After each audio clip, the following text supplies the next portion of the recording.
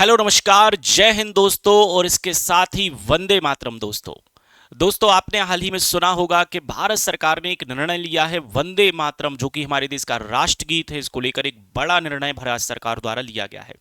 क्या है निर्णय, क्यों है चर्चा में वंदे मातरम, इसकी पूरी बात हम करेंगे। अंत तक वीडियो को जरूर देखें देखें सबसे पहले चर्चा में क्यों है वंदे मातरम, क्यों इस पे चर्चाएं बनी हुई हैं, तो समझें जरा ध्यान से। देखें, भारत सरकार ने आधिकारिक मौकों पर, आधिकारिक मौके माने जो ऑफिशियली जो काम होते हैं सरकार के, उनमें वंदे मातरम के जो 6 पदों वाला संस्करण है, टोटल जो उसके 6 पद हैं, उसके संस्करण को बजाना या गाना अनिवार्य कर दिया है। बड़ी खबर, जानकारी याद रखें क्योंकि बहुत इंपॉर्टेंट ये आने वाले समय में होगा।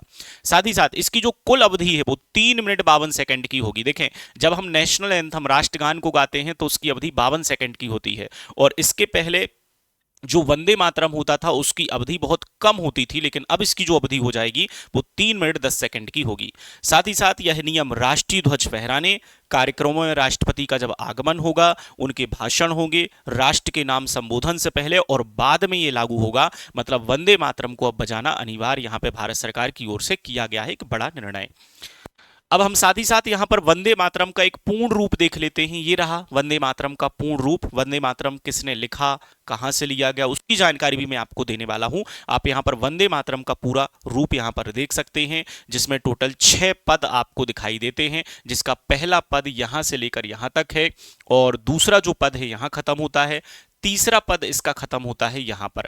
अब बाकी के पद मैं आपको दिखाता हूं, ये देखें, बाकी के जो पद हैं, ये चौथा पद है वंदे मातरम का, और यहां पर 5वां पद खत्म होता है, छठा पद यहां पे खत्म होता है। तो ये है वंदे मातरम का पूर्ण स्वरूप जिसे अपनाया गया है, जिसे गाने में 3 मिनट 10 मिनट का वक्त अब लगेगा।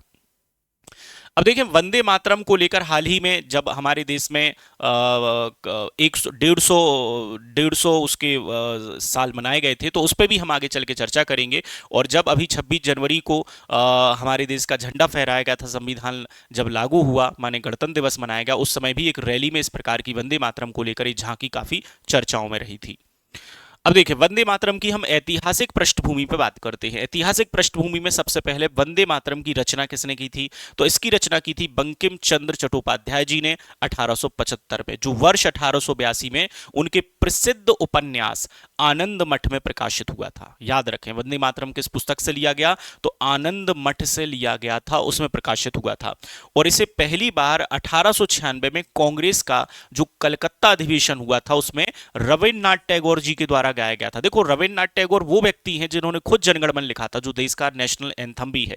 और रविन्द्रनाथ टैगोर तो वो व्यक्ति हैं जिनने दुनिया के एक और देश का राष्ट्रगान लिखा है। आप कमेंट करके बताइएगा कि वो देश कौन सा है जहां का राष्ट्रगान रविन्द्रनाथ टैगोर जी के द्वारा ही लिखा गया है। चले, 24 जनवरी 1950 को संविधान सभा द्वारा इसे राष्ट्रगीत के रूप में स्वीकार किया गया था। असल में जब संविधान सभा संविधान बना रही थी, उस वक्त संविधान सभा में एक बड़ा तबका ऐसा था जो ये मानता था कि वंदे मातरम को भारत का नेशनल एंथम होना चाहिए, और एक तबका वो भी था जो ये मानता था कि जनगण मन को ही भारत का नेशनल एंथम राष्ट्रगान होना चाहिए। पर नेशनल एंथम या राष्ट्रगान तो कोई एक ही बनेगा, और संविधान सभा ने राष्ट्रगान जनगणन जनगणन को माना था। जनगण मन भारत का राष्ट्रगान बन गया। लेकिन अब वंदे मातरम को क्या स्थिति दी गई, तो वंदे मातरम को भी राष्ट्रगान के समान ही एक सम्मानित दर्जा दिया गया, और उसे राष्ट्रगीत यानी कि नेशनल सॉन्ग के रूप में एक्सेप्ट कर लिया गया था। 24 जनवरी 1950 की डेट हम याद रखें। साथ ही साथ वंदे मातरम में समय के साथ कुछ बदलाव भी हुए हैं।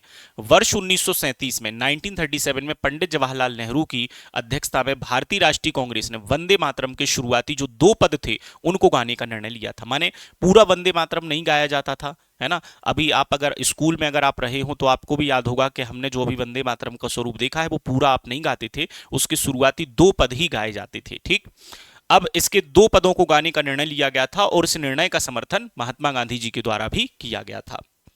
और बदलाव का कारण क्या था, तो वंदे मातरम के अगले 4 पदों में देवी जी की वंदना है, माने किसी एक धर्म से जुड़ा हुआ होना, इस कारण से कुछ लोगों को आपत्ति थी, इस कारण से लास्ट के 4 पदों पर आपत्ति थी, इस कारण से उनको नहीं लिया गया।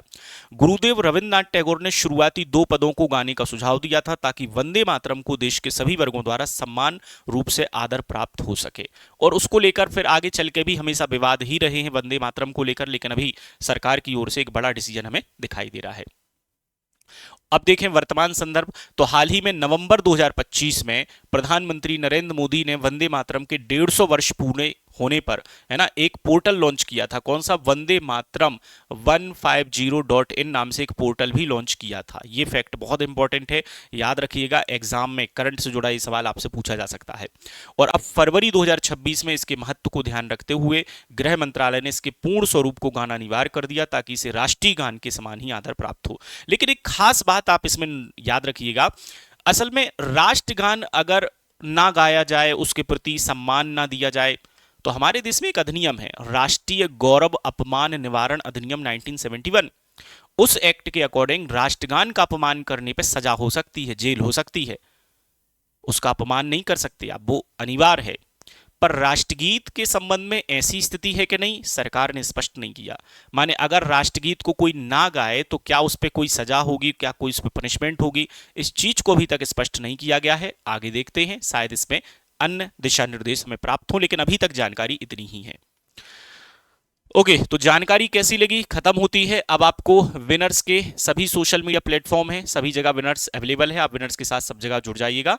और कोई भी कोर्स विनर्स का लेने के लिए इस ऐप को डाउनलोड कीजिएगा, बुक के लिए इस एप्लीकेशन को, इंक्वायरी के लिए इस नंबर पे या सीधे हेड ऑफिस पे भी आप आ सकते हैं। सेशन कैसा रहा, जानकारी कैसी रही, लाइक कमेंट शेयर करके बताते रहिएगा, क्योंकि आपके लाइक कमेंट और शेयर ही तय करते हैं कि आगे चल के हम इस पे और बेहतर जानकारियां आपके लेकर आए। तो आप सभी लोग जुड़े रहें विनर्स के साथ, बने रहें विनर्स के साथ। मैं लखन संकेत विदा लूंगा, tata bye bye, take care, जय हिंद।